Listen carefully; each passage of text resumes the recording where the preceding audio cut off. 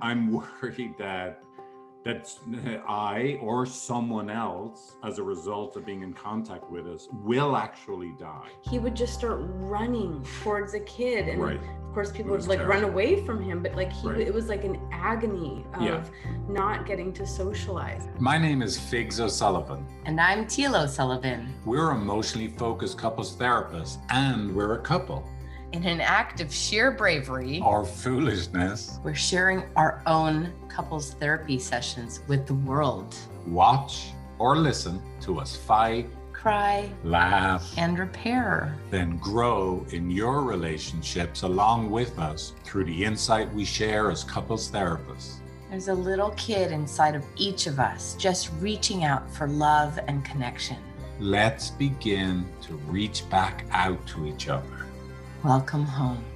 This is Come Here to Me.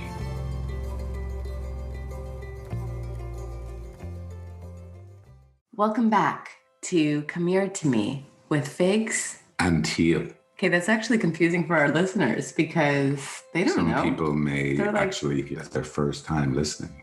Exactly. And Figs could be a feminine name. Or a non-gendered name. Right, a non-gender binary name. Exactly. It's a perfect non-gender binary name. That's why I actually took to this nickname at the age of 5. So we're joking, in 1970s Ireland.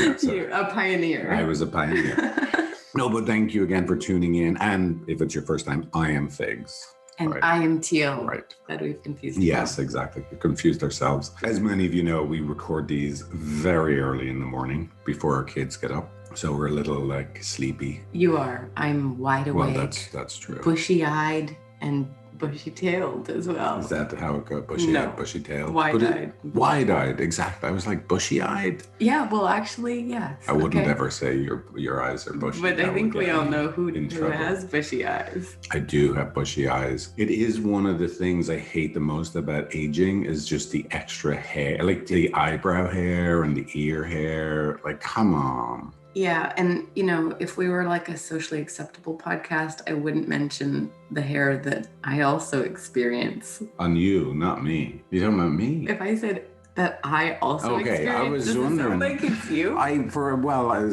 You're obsessed with your own hair. Like we go outside and I'm like, hey Figs, there's a big hair like coming out of your ear. And he's so pissed at me. He's like, why don't you tell me this before? And exactly. I'm like, I don't look at you in the house. That is one of my basic expectations of you is that you tell me if I have stray, violent looking eyebrow hairs sticking out or ear hairs. Exactly. I mean, come on, and tell me before I leave the house. I don't have a pluckers in the car. It's true. I mean, this is a big deal for Figs. And I'm going to ask you actually the opposite. Really if you ever see some stray hairs on me, don't say anything. Really? Okay. Very good. Okay. See, there you go. There's a difference right there. Exactly. We just learned something really important about each other. Suppression versus expression. Right.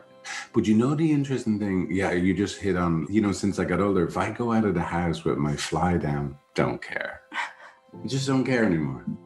You need to start caring about that because it's not socially acceptable. It's a problem of yours. I know. What does it matter?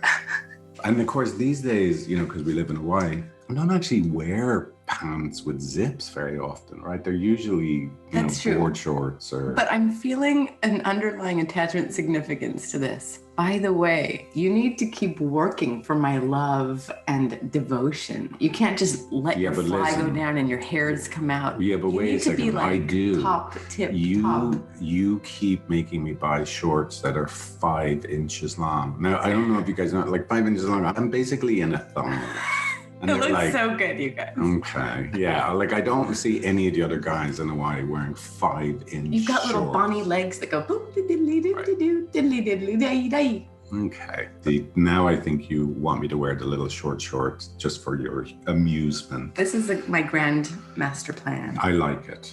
But by the way, I don't wear the shorts other than if I know I'm definitely swimming. If I'm heading off to town, I don't put my little shorts on. Just so you know, I'm a little worried the shorts are actually being wasted on me. Well, tell you what, could you check in with us next podcast and just let us know how it's feeling? About the short short. Yeah, just Okay. help us I might understand send a your picture. process. I'll have to post a picture of me in the short shorts. The ones with the cocks on them. The rainbow Okay, cocks. you have to say that, didn't you? I love those shorts. Cockerels. Cockerel. No, that is not a word. It is a word. A cockerel is another word for a rooster. No, it's not. Oh my God, it is. Now, by the way, we just said we'd be really quick. And this is just like, let's move on. Let's move on. Okay, Right. well, I'm really excited about this week's sharing. I am nervous about it too. It's a hot topic, right? Figs and I are going to talk about different views of socializing and safety that have to do with the pandemic. And it's kind of a hot topic for a lot of our couples. And by the way, he and I have gotten into some pretty major moments about it. Me and you, yeah. You just said he, I got confused. He, okay. Who's he? Boy, you know, I mean, I'll tell you who he is. You want to know? Okay, great. Okay, This weird. is a reveal, your affair partner reveal on our podcast. On our couples therapy podcast. What's their name? It would be very imaginative, like another, Yeah. like Fergus.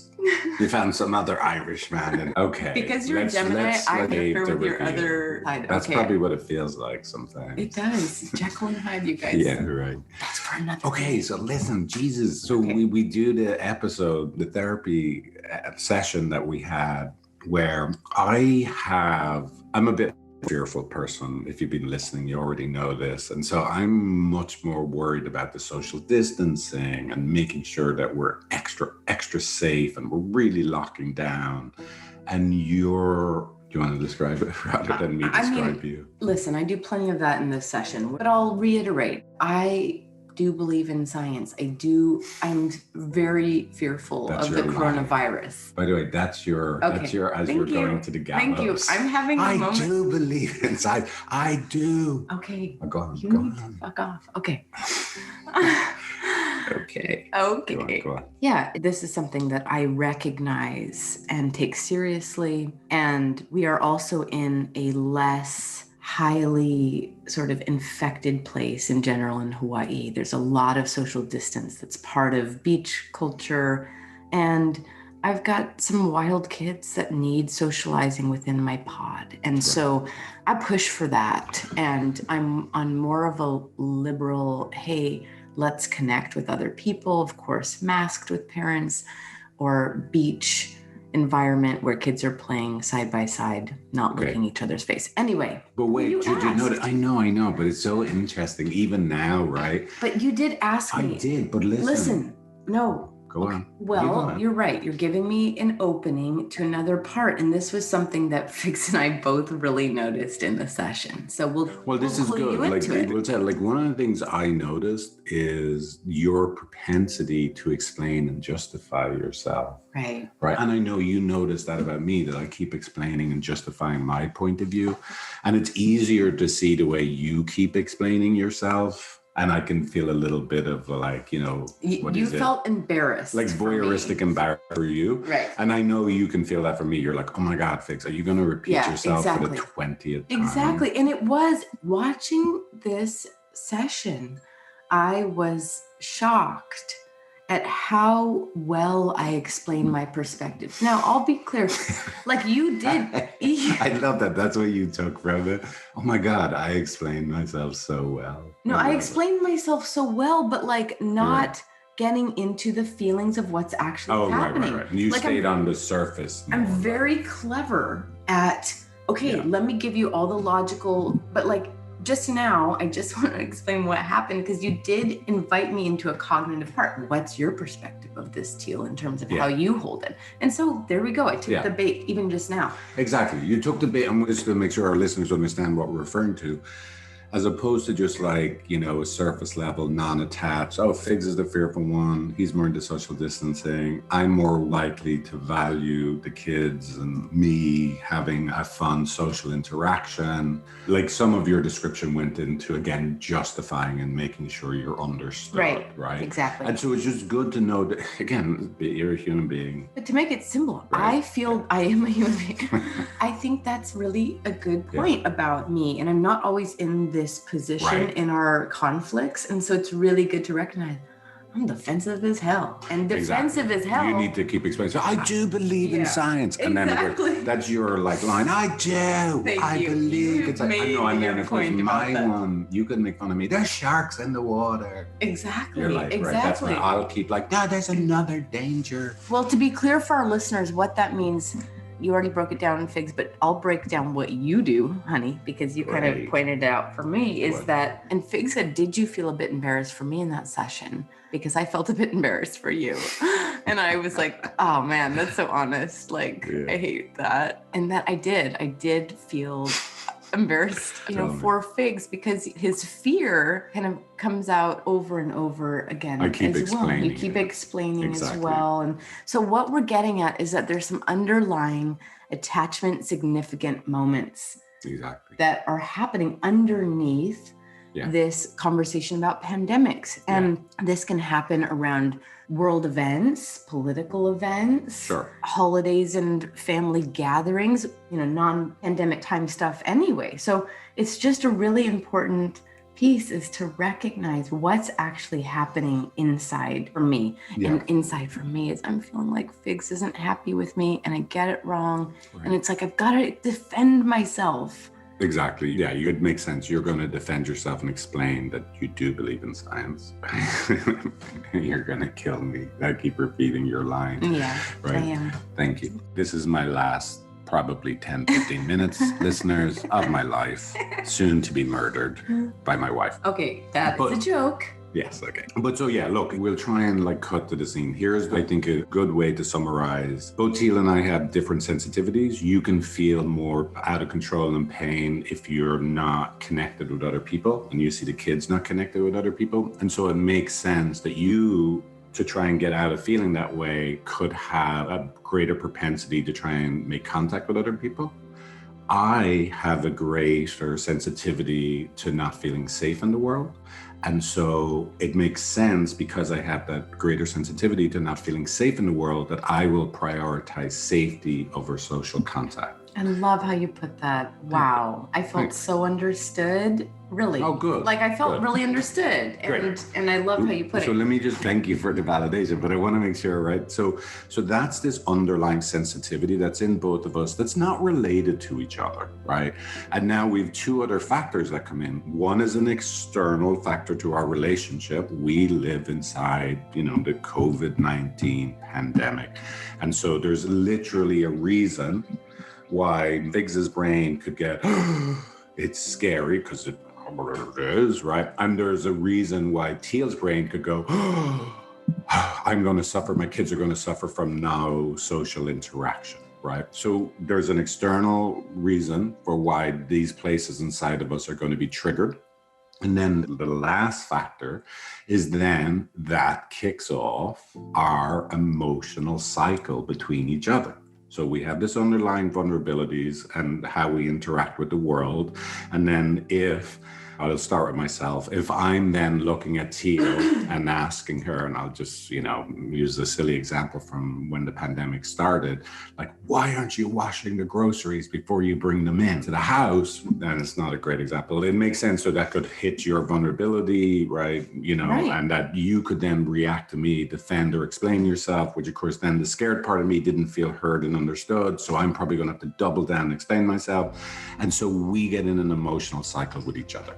What we're hoping that you're going to get from this session is you get to see the values discussion, safety versus contact, but realize it's not just as simple as you need to resolve a values issue. You need to better understand what's the emotional, relational bonding issue that then comes up between us because of these different values. And that's the most important to solve for. And then from that, then you can work on having a solution for now, how do we face the pandemic together as a team?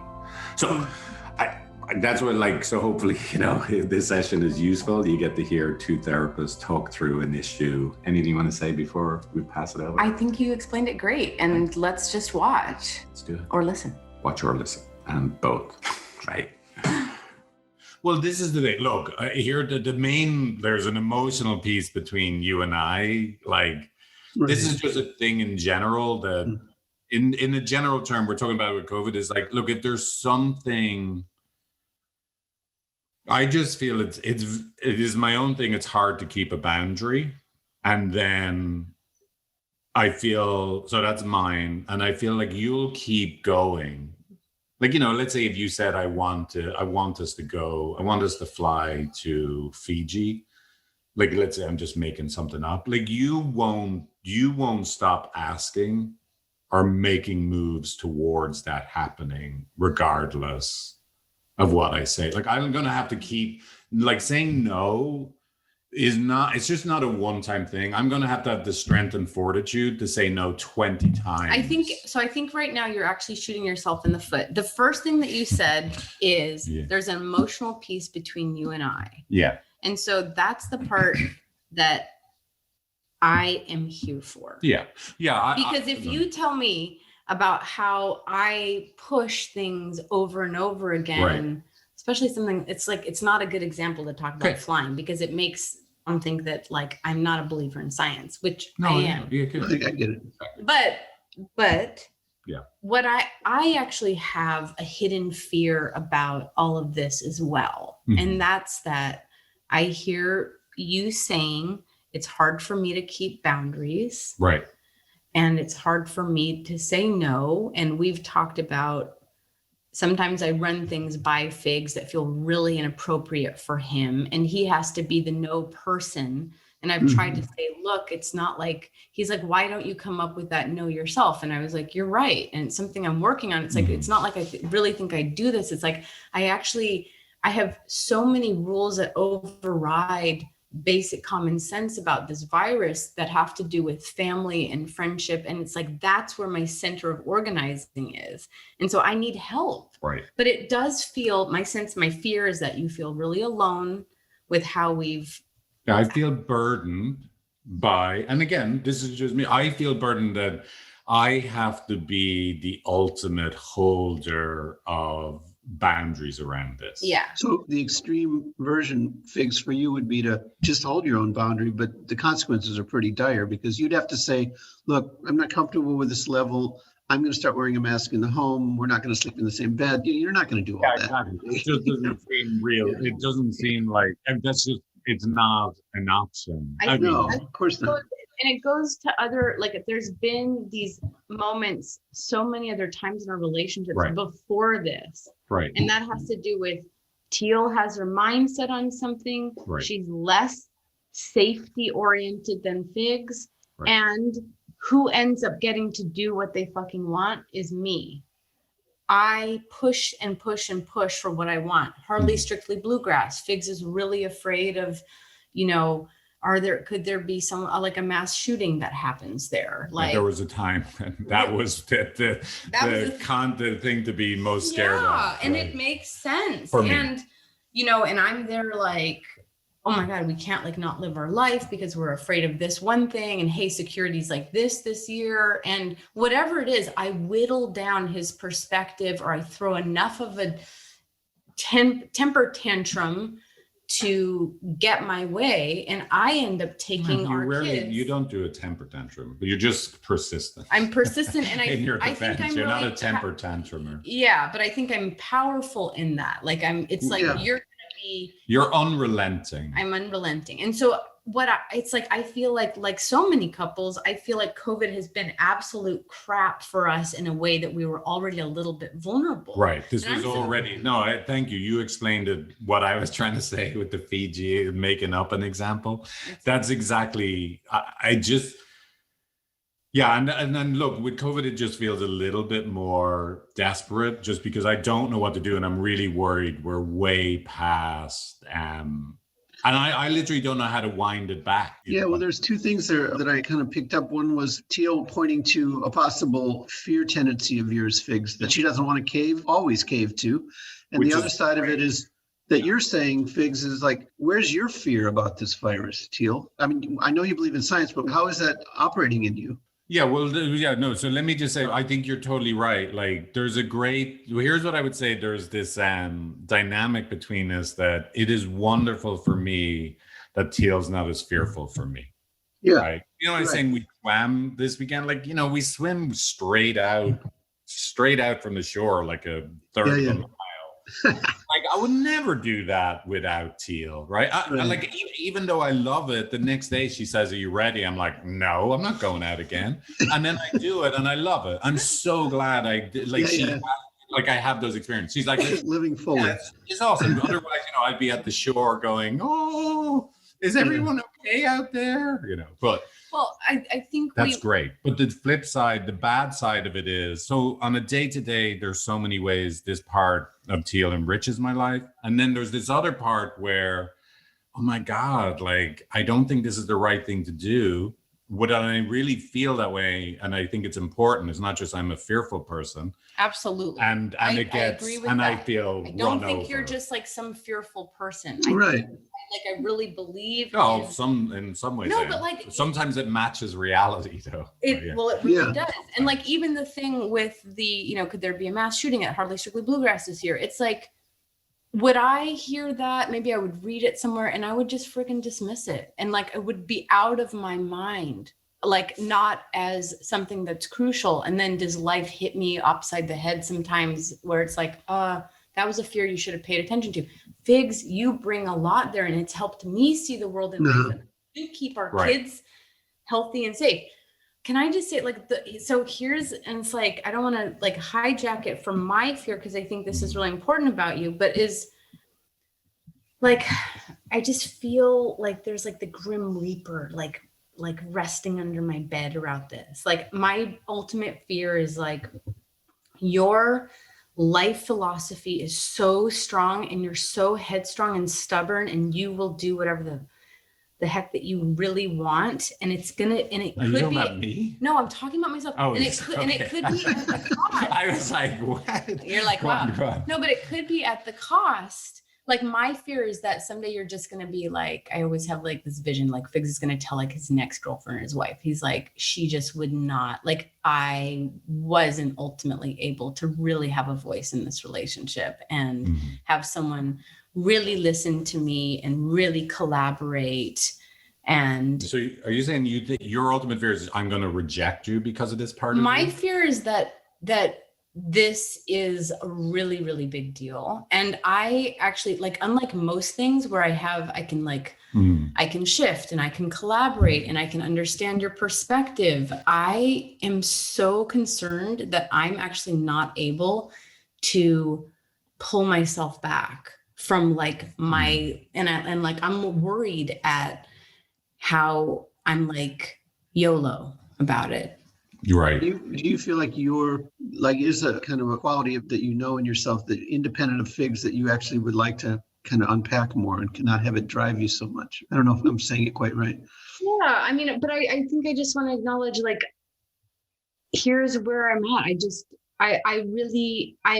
like I feel the strength of my spirit. And I also feel like, it's like I bridle myself to be in a relationship and to collaborate, about things all the time. And I don't always do exactly what I want, but I just feel like what if this has such a, like, who I am has such a devastating, impact on my partner? And what if I lose this person because I am just who I am and I'm not able to control myself? Right. Yeah. But by the way, again, the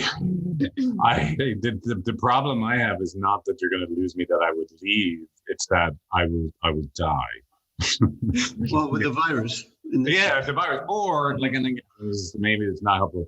I remember when both our kids were really little and Teale really wanted to go downtown San Francisco at 8 p.m. at night, to see the Christmas lights. Right. I'm like, I don't want to go, but I'll go because I am literally like a Secret Service agent. I mean, they're just drunk people, everywhere all over the Bay or in downtown San Francisco.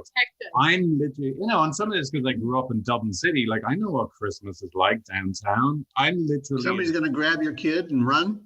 Yeah, they're just, well, we're going to grab them, but, what do I think is going to happen? But, there are fights and there are people drunk and they're homeless. It's just, I don't want my kids downtown in the dark at Christmas time with drunk people and so I go to be their Secret Service agent. And he's That's it. pissed and resentful the entire time. I'm watching I'm fun. basically watching everyone. I've got a little thing in my. That's sad.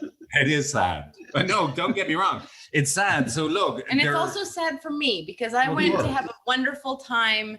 Yeah. And actually this happened. This is a big one for us because like you're just like no fun in those places. Like I understand. Yeah, no, I but you're just like, I'm just like, stay home. Like it's gonna be okay. No, but I can't But Figs, you're talking about it in a way like you know that it's a little exaggerated from what the real risk is.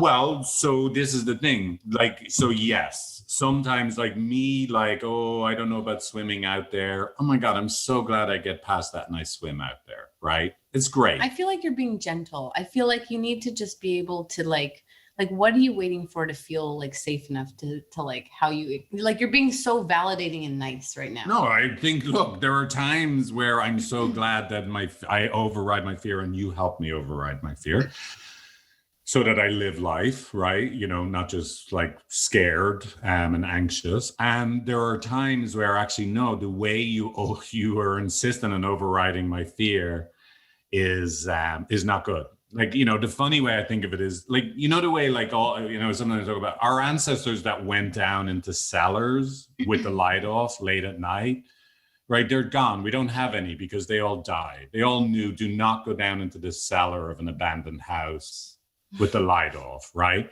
Teale is like, okay, I'm going down. Like Teale is just like, I don't know how her ancestor, how she got here, because she seems to be from a line of people that just. She goes out. She swims out and fights sharks on the off days. Well, by the way, come here. I think we told you this. There was a shark in the water, and Teale and her mom and the kids did not get out of the water. They would not get out of the water. You told us, but listen, but like go to the part of you that like you're worried about.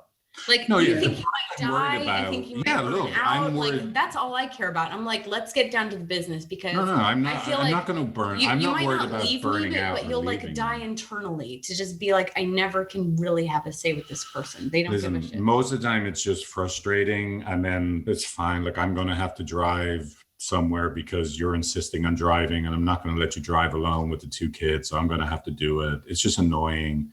But the COVID thing is a little different because I'm worried that I or someone else, as a result of being in contact with us, will actually die. There's obviously myself, but then there's some old person that unfortunately their cousin's sister hung out with us. I think you're saying this is harder for you to get through. This is a boundary inside you that you're not willing to just chalk up to your fear. Yeah, but I also don't know how to unwind where we are. So I feel a little powerless. Like, you know, this stuff like, look, you insist on driving this weekend to your dad's house. I'm coming with you. It's relatively easy to like deal with, but this feels really confusing. What do? We pull our kids out of school. What do we do? But let's just be clear. Like, and I think like, I want to be able to own my parts of this. Like, I think you're right. I think I chip away slowly at some of the strong boundaries that, you know, we've had. And you know, you talk about survival, walking down into the cellar. I think this is survival for me, is like, you know, how to like create an ideal environment for my kids. And I think it's comes at, you know, at costs to our relationship. So I just want to say it doesn't come, my intention, and I know it doesn't matter, but my intention is to help our families survive. And I don't want that to be at the cost. You know, it's like, I'm here because my mom, like I want my mom to not ever be the cost of, you know, ignorance or denial or whatever. But I think, or just a shift, just different priorities. Like other times in life, in different contexts, you're prioritizing social engagement and fun adventures for our kids and making sure they're not bored and they don't feel alone is an amazing thing. Our inability to have those experiences at this particular moment in human history, I don't know if it's an amazing thing. Like, why can't we just suffer through? We're just going to be alone for 4 or 5 months. Yeah, I mean, I think I want you to also take ownership for being part of the Yeah, decisions exactly. for like Right. sending our Right. kids to in-person school. You're Like right. this isn't like, oh no, we really should do this. This is like, I think in the short term, like we see serious, like our son running after kids. very He happy, hasn't been, no, but before he got into school, remember, he wouldn't have had any kid interaction. Right. He would just start running towards a kid. And Right. of course, people It would was like run terrible. away from him, but like Right. it was like an agony of Yeah. not getting to socialize. And so Yeah. it's seeing someone's heart break.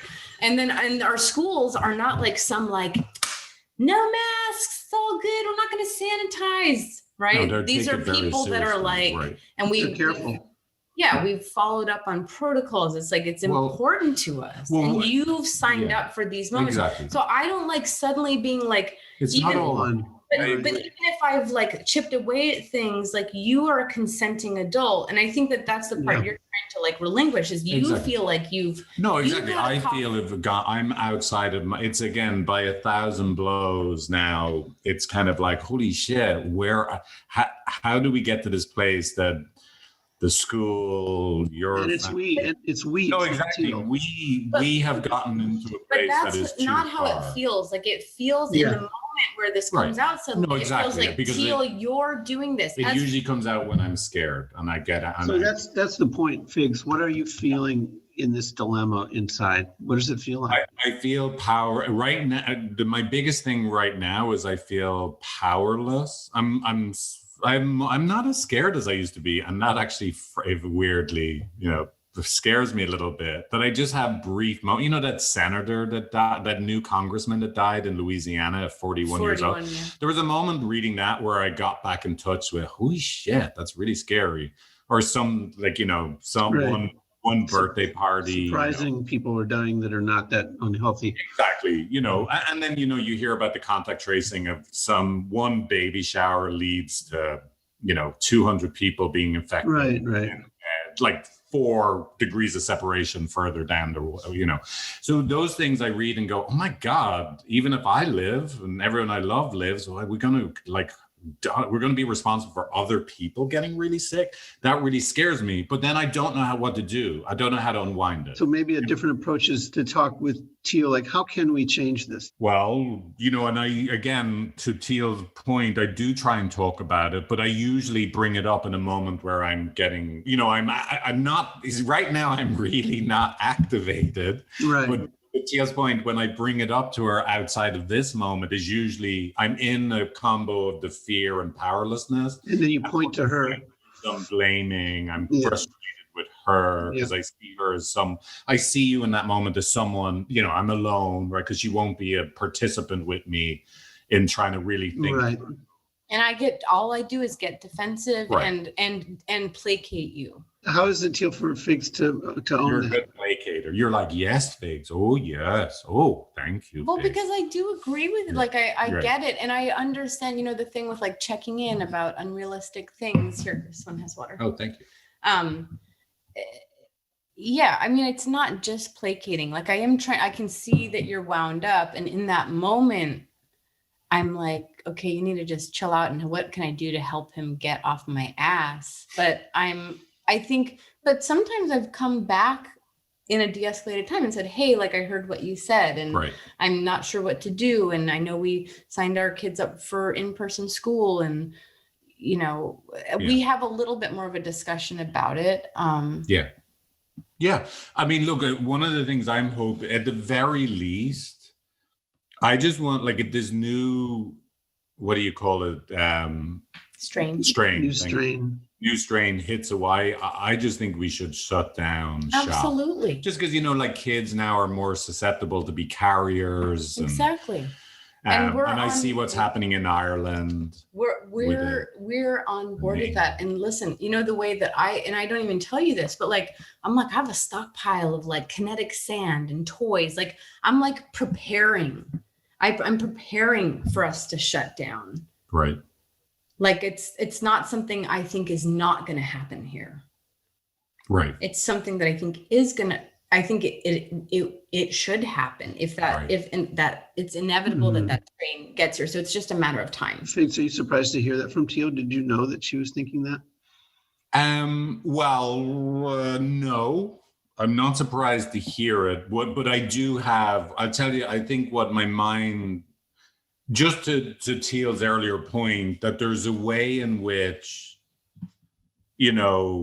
Teal is who she is, that I have some doubts at her ability to execute. I believe her 100%. But when we did a 2-week quarantine here with our kids. Yeah, What? Well, you still had to push on the back end. There had to be. Remember, one day. Most people we were had ending a difference in opinion of what was 14 days. Bullshit. That is bullshit. Okay.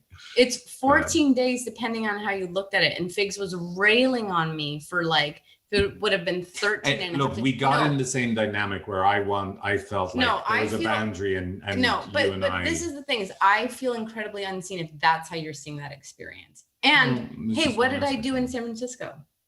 Right. Like I would go for every day. Figs is working. I'm working. I go out for 6 hours on my own with the kids, just the two of them. Right. Picnics. Right. Just us, masks, not inviting friends. Wow. Like I can do this. I have done this, and I have showed you with my action. Yes. I don't need to promise it. I don't need to have it as the holy grail that I'm trying to strive for. I have showed this, and I can do that. And I'm expecting to do that. Yeah. Not seeing my mom, not seeing my brother. I mean, I could see Teal doing that. She's totally capable. Right. Absolutely. So you're remembering the little moments where you feel like she's not honoring your fear. Well, no. Look, I'm not saying this is true. I appreciate hearing what you're saying. I just think it'll be harder here because of your mom and your brother. And we're part of why we're so happy is we've much better daily interaction. The kids do, we do. We've a community here very quickly. And so it's in some ways it's harder to go backwards here for us than it was in San Francisco. Like, one of the things that is really sad, when we went in lockdown in March in San Francisco, what was pretty pathetic was my life hadn't changed very much. Actually, I know what you mean. Like, what did I do? I went for bike rides and I went for walks on my own around the park. Oh, I still go for bike rides and walks around the park.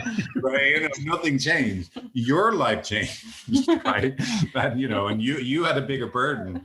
Now my life would change. Like, look, it's you have a good thing. But I mean, not to be hard on yourselves for getting into this good life, because the virus wasn't bad in Hawaii. The virus wasn't bad, and look, and if hanging out on the beach with other people is really dangerous, like Hawaii should be the worst place in America. Everyone's on the beach, no one's wearing masks. It doesn't seem to be a big place of transmission. Like, it just, because it doesn't make any sense that the numbers aren't out of control. Or everything's outdoors. Everything's outdoors. We never, and even when we're in our house, our windows and doors are open 24/7. Fans going. Okay, let's just take a moment to meta process. What is, because I don't necessarily feel, I guess I feel a little bit more understood myself. I feel like I understand you more. I feel like it helped me to just voice that I have actually, I have an awareness and a concern about this that looks very different than the placating part of me, but looks more like me at the bottom of a pit, like in darkness, screaming up and being like, don't let me fuck this up.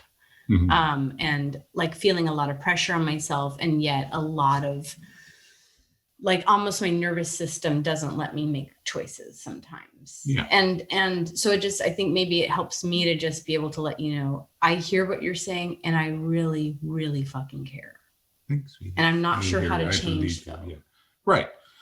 Well, it's just great. I appreciate you just saying that. And like my only request is, look, I understand that in any given moment in time, when in just an actual instant of time where there's a choice between there's this amazing experience or there's a way to enrich our lives through contact with the world, you might be more prone to choose contact with the world over safety than I am. And I just hope that you'll be willing to slow down and study, and maybe consider Well, maybe you guys could double down on some science research to get on this, make sure you know what the risks are and where you should clamp down and where you don't need to, and do that together and share the information, you know? Yeah. I mean, I've heard that the elementary schools aren't so bad at spread. I don't know why, but.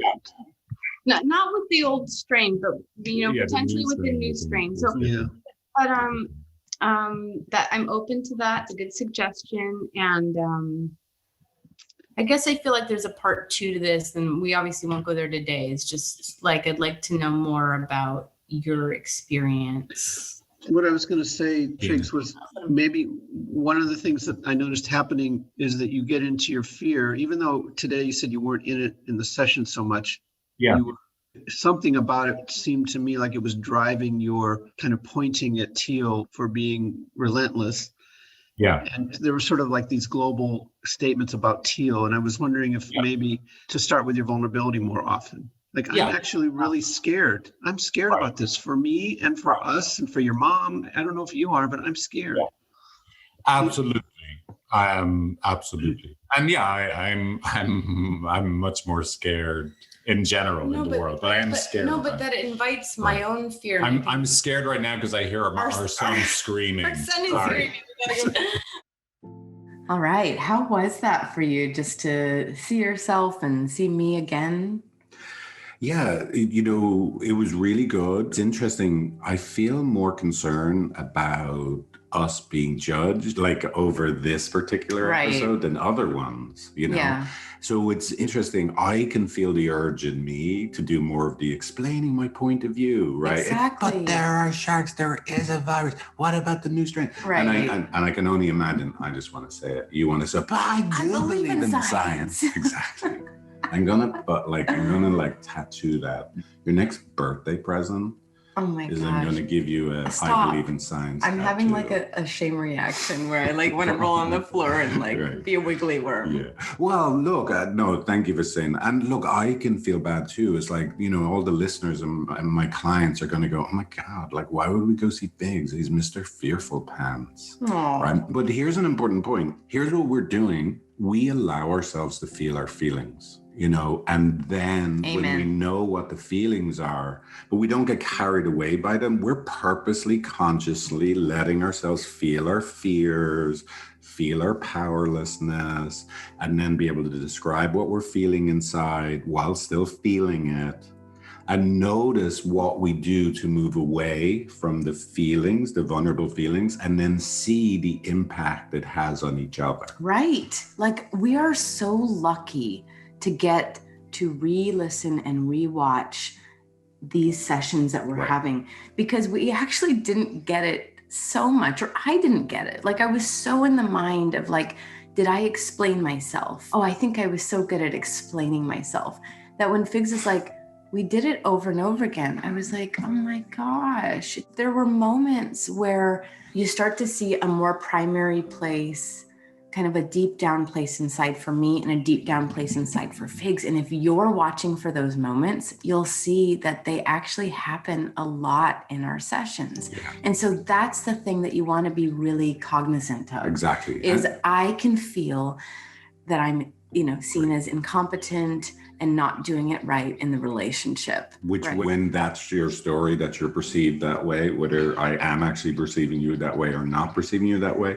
what's the vulnerable feeling that you have deep down inside? Oh, if you're perceiving me as not competent, I feel not appreciated, which is not a vulnerable feeling, but I feel like I'm just not able to do it right. Like, I'm like, oh, I'm actually bad, or I'm doing my best. Like, it's so hard even right now when you ask me that, Figs, because I feel it like buried underneath a pile of shit.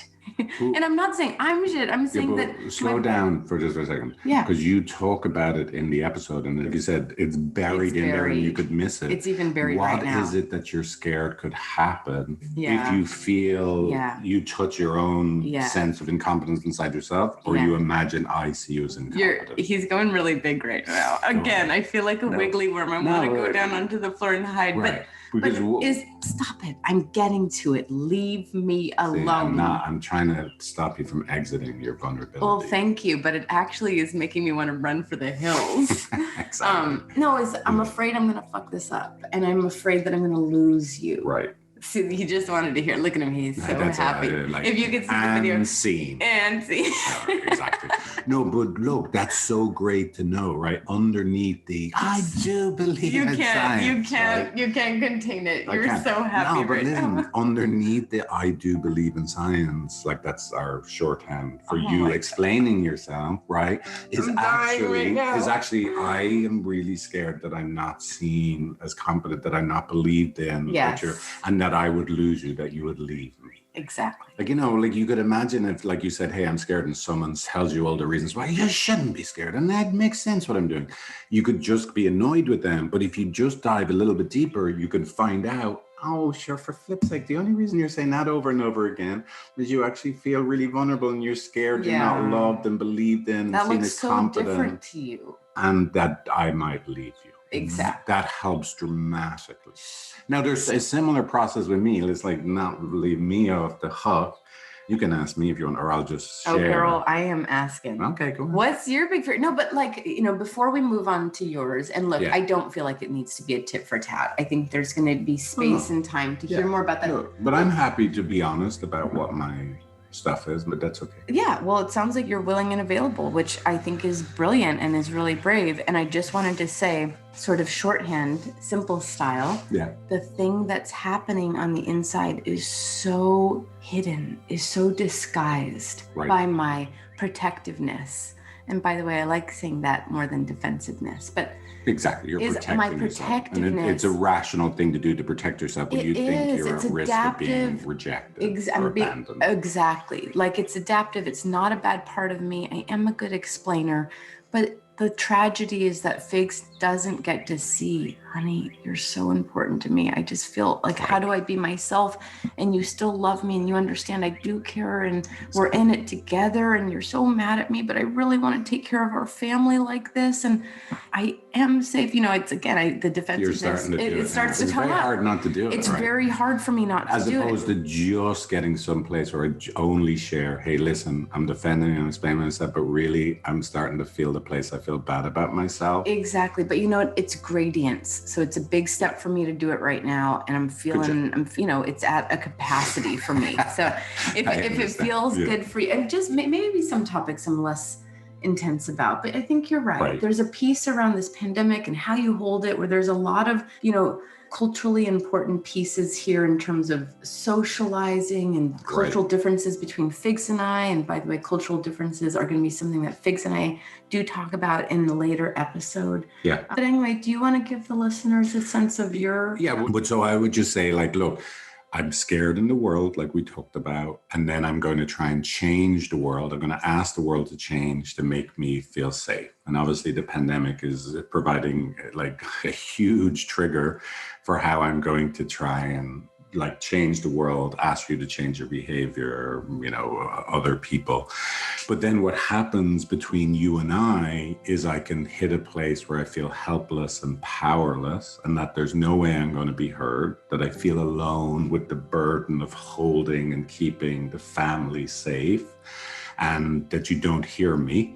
Right. And when I don't feel heard and, and I'm in that alone, helpless place, I start to get really overwhelmed and desperate inside. And that's where then you only hear that I seem angry and disappointed, but really I'm feeling terribly alone. It just seems like there's no way out of being alone. And what bad might happen if you're alone, if you feel alone in this relationship? And you feel alone and not a priority and not like I'm in it with you. Right. Yeah. Well, I'm going to be alone forever. Right. Because that place is a forever place. Right. Yeah. I'm going to be alone forever. And it just, it feels really scary. Yeah. And it brings up it's a deeper place, and it's going to sound crazy. I always wonder if there's the verbal memory of being in an incubator as a baby. Yeah. Like it can bring that place, right? And then also like as a kid, you know, being left at my granny's house when I was a kid and being alone. And there's no way for that. Like as a kid, I don't get to control when that ends. Right. Like, I don't know, my mom's going to come get me when she gets me. My grandparent and uncles and aunts are going to tell me like, oh, aren't you happy being here? Like, so I hit a pretty desperate place. Yeah. So I get scared in the world, but then I hit a desperate place when it seems like I can't reach you. Really powerful. And then we get in the cycle, because then if you feel bad about yourself, you're going to defend yourself. But it tells me even more, oh my God, I can't reach you. I feel even more powerless, She's more not desperate. Available. So I'm probably going to look even more disappointed in you. Yeah. And then you're going to feel even more, oh my God, Figs is going to abandon me because I can't get a grip. I can't control. So you will explain yourself even more. And that's the first thing, hopefully, you take from this is, yes, we got to work our shit out about the pandemic and I know what we're going to do, like moving forward. But firstly, can we see that it makes sense that we get into this emotional system with each other? Absolutely. And can I just say, I am so grateful for you being able to share about that really alone and powerless part. Right. It really helps me. It's a third take, a fourth take, a fifth take, but it feels deeper now than it ever has. And, you know, then wrapping it back into that system and cycle. So I think just for our listeners to pay attention to the fact that attachment, the bond between you and your partner gets existential hell of quick. Right. You'll see that Figs went from, okay, I can be, you know, alone in the world and I'm doing this by myself and I have to change the world, which are all really like, own it, love that. And then he starts to go into the memory, right, of him being little wee Fig in the incubator and then being the younger Figs at Granny's house and not knowing when mom's going to come back or dad's going to come back. And so then we get sort of shot into consciousness around, when have I felt alone before? And this might happen. And this is my fear. And it's happening now with my partner when she seems really defending and protecting. So it's like re-traumatizing. It's re-traumatizing, you know? Exactly. So pay attention to this in your relationship. See if you can see some of your, you know, protectiveness in the world, your criticism, what might be happening underneath it. Yeah. That vulnerable place, and say, you know, maybe check out, does that have a younger origin for you? And if it's too scary to do it by yourself, do it with your therapist or a best friend or someone that can like, or your partner, you know. It's really brave to be able to recognize this is some of my stuff, but you know, it comes up in almost intolerable ways. Right. I thought I was an intolerable little brat in our last session, you know, just with the defending. Right. I'm embarrassed of myself, but you know what? I want you guys to like me, and that's a human need. I want to be liked. I want to be cool. I like you. I like you. Anyway. Okay, so thanks everyone for showing up. This was a big one. We got really lucky. Our kids stayed asleep. Yes. Let's go make lunches. Oh, no, exactly. It's time for lunch. Making. Not love making, unfortunately. Lunch making. Although we could make it a little kinky this morning. Okay, all right. Little almond butter on the nose. Wow. That was a step too far. Okay, love you guys. See you next week. Bye. This was Come Here to Me. Relationship experts walk the talk. Visit comeheretomepodcast.com for episode transcripts, social media links, and to subscribe to the mailing list. If you or someone you love are struggling in your relationship or just want to work on making things that little bit better, visit us at empathy.com. That's empathy with an I on the end, not a Y on the end. We've got quizzes, courses, videos, articles, and free consultations for couples counseling or for relationship coaching.